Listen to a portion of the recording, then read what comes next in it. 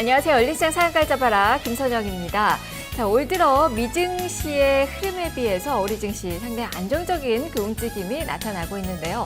지난해 코스피의 이 수익률은 마이너스 4.2%였습니다. G20 국가 중에서 무려 19위를 차지했는데요. 20위를 차지한 국가가 이 유가 하락으로 인해서 디폴트 우려가 불거졌던 러시아입니다. 러시아 다음으로 아주 나쁜 그 수익률이 좀 나타났다라고 좀 할 수 있겠는데요. 하지만 올 들어서는 상황이 달라졌습니다.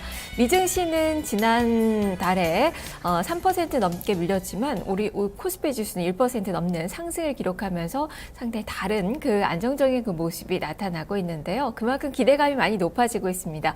유럽발 유동성 증가 속에서 우리 증시가 많이 저평가되었기 때문에 수혜를 받을 것이라는 기대감, 그리고 실적에 대해서도 불신이 많이 완화되는 그 움직임이 나타나고 있습니다. 경기 민감주 중심의 움직임이 강화되고 있는데요.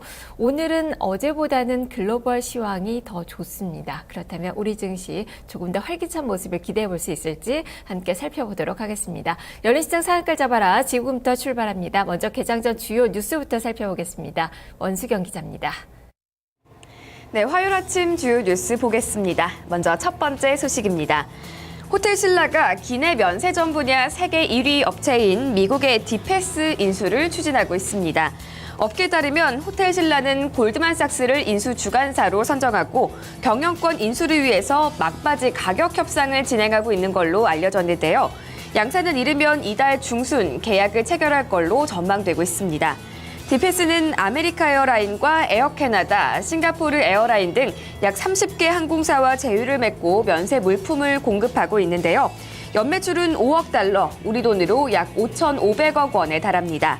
호텔 신라가 이번 인수에 성공한다면 국내 및 아시아권에 머물러 있던 수익 기반을 해외로 넓힐 수 있을 거라는 전망입니다. 네, 그리고 LG전자는 7,500억 원 규모의 회사채를 발행하기로 했습니다.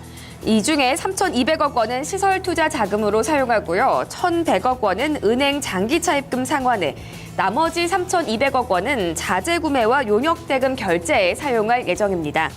시설 투자 자금은 냉난방 등 공조 사업과 가전 연구 개발, 그리고 태양광 같은 신성장 사업에 사용을 한다는 계획인데요. 이번에 390억 원을 우선적으로 평택 칠러 공장의 공조 사업 확대에 투자한다는 계획입니다. 이 칠러는 냉수를 이용해서 대형 건물의 냉난방을 담당하는 공조 시설을 말합니다. 이 밖에도 1,640억 원을 태양광 모듈을 생산하는 구미 공장에 투자하기로 했고요. 가전사업 연구개발센터에는 760억 원을 투자하기로 했습니다. LG 디스플레이는 중국의 상업용 디스플레이 선두 업체인 셴스전자에 LCD 패널을 공급하기로 했습니다. 보도에 따르면 LG 디스플레이는 최근 셴스전자에 LCD 기술과 제품 등을 제공하는 내용을 골자로 하는 양해 각서를 체결했는데요. 구체적인 내용으로는 LG 디스플레이에 차별화된 기술이 적용된 IPS LCD 패널을 셴스전자에 공급을 하게 되고요. 셴스는 이를 바탕으로 부족한 기술력을 보완한다는 계획입니다. LG 디스플레이가 제공하는 IPS LCD 패널은 셴스의 디지털 광고판과 전자칠판 등에 사용될 예정입니다. 네, 오늘 LG그룹 소식 많이 전해드리는데요. LG그룹의 지주회사인 LG가 어제 지난해 실적을 발표했습니다. 지난해 영업이익은 1조 441억 원으로 전년 대비 9.5% 감소했고요. 매출액과 순이익은 전년과 큰 차이를 보이지 않으면서 각각 9조 8,600억 원과 8,342억 원을 기록했습니다.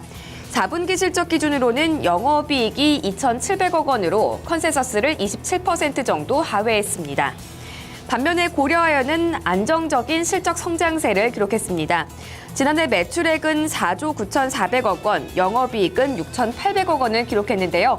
각각 전년 대비 2.5%와 14%씩 증가했습니다. 금 가격의 약세 속에서도 양호한 실적을 기록했다는 평가입니다. 그리고 하나투어도 호실적을 발표했습니다. 지난해 4분기 매출액과 영업이익이 각각 970억 원과 111억 원을 기록하면서 컨센서스를 크게 상회했습니다.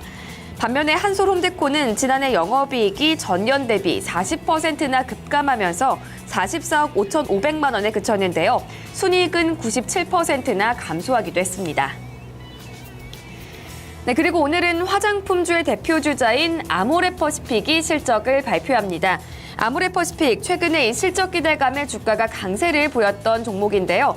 FN가이드에서는 아모레퍼시픽의 지난해 4분기 영업이익이 전년 동기 대비 85% 늘어나며 937억 원을 기록할 걸로 전망을 했습니다. 그리고 현대산업도 오늘 실적을 발표합니다. 최근 건설주의 호실적 흐름에 발맞춰서 4분기 흑자 전환 소식을 전할 걸로 예상하고 있는데요. 603억 원의 영업이익과 1조 3,500억 원 수준의 매출액이 예상되고 있습니다.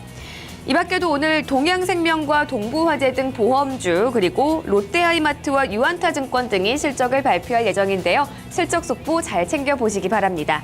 지금까지 오늘 아침 주요 뉴스 확인해봤습니다.